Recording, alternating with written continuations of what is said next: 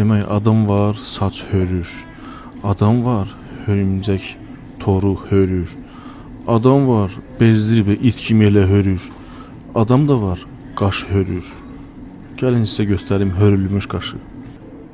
Ha, indi siz bir yana bu hörülmüş qaşa baxın. Nəyə görə hörülmüş deyirəm? Tam fərqli stildə çəkmişəm buradakı cızıları. İndi sizə yaxından göstərəcəm. Görəcəksiniz. İlk növbədə rəngə fikir verək. Saçının, qaşının rənginə uyğundur. Bu bir. İkinci məsələ forma necədir sizcə? Məncə qəşəngdir. Üçüncü məsələ yaxından baxaq, cızılar necə çəkilib. Burada yəni öz tükü necə çıxırsa birə-bir eləncə çəkmişəm.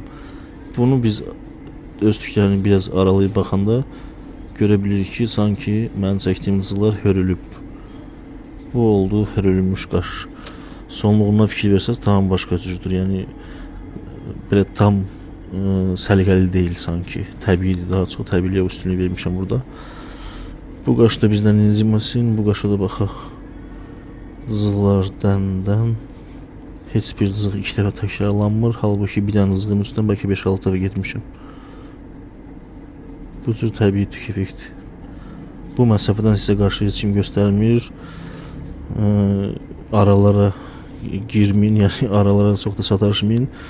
Tük effekti normal baxış məsafəsi budur. Bu aralıqdan da yaxşı görsənir, dolu görsənir. Yenə də lazım olduğu halda cızıların arasında kölgə verə bilərik. Xanımın bir ay vaxtı var, lazım olsa korreksiya kölgə də əlavə edərik. Bu cür hörülmüş qaş sizcə necədir? Əməyə dəyər verən hər bir kəsə təşəkkür edirəm. Fikirləriniz çox önəmlidir.